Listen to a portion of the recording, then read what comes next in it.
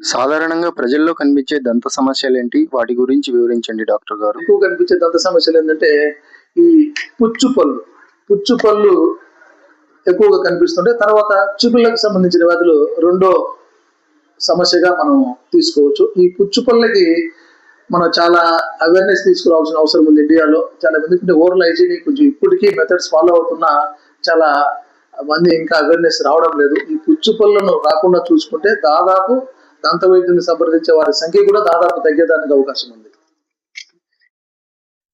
నోటి దుర్వాసన రావడానికి కారణాలేంటి మరియు పరిష్కార మార్గాలు వివరించండి. ముఖ్యంగా ఈ నోటి దుర్వాసన అనేది రావడానికి కారణం మనం ఎత్తుకుంటే చిగుళ్ళ సమస్య.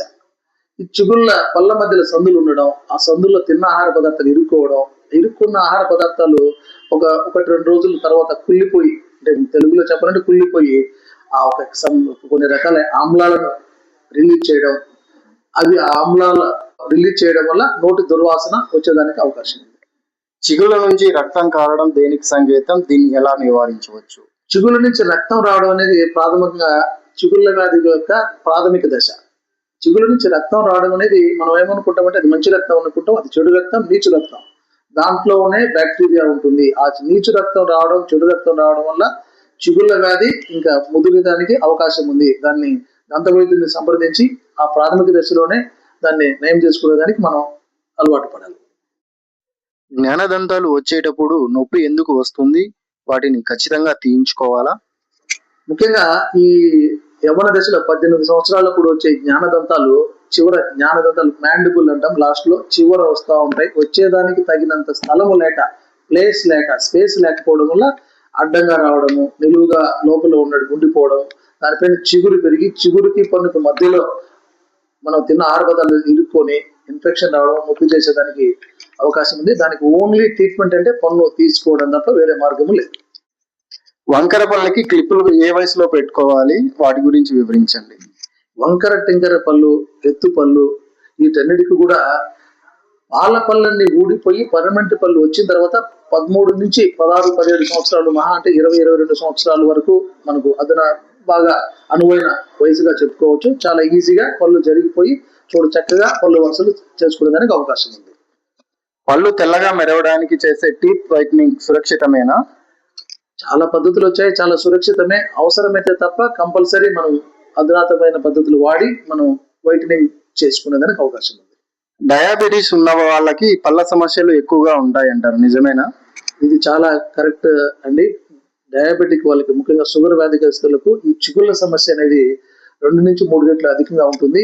పళ్ళు పుచ్చిపోయే సమస్య కంటే కూడా చిగుళ్ళ సమస్య ఎక్కువగా ఉంటుంది డయాబెటిక్ వాళ్ళకి. ఎందుకంటే బాడీ రెసిస్టెన్స్ తక్కువ ఉంది కాబట్టి దాడి చేసే బ్యాక్టీరియా కూడా కొంచెం ఎక్కువగా ప్రబలేదని ఆస్కారం ఉంది. సెన్సిటివిటీ అంటే పళ్ళు జీవమనడం అంటారు కదా, ఆ సమస్యను తగ్గించుకోవడం ఎలా?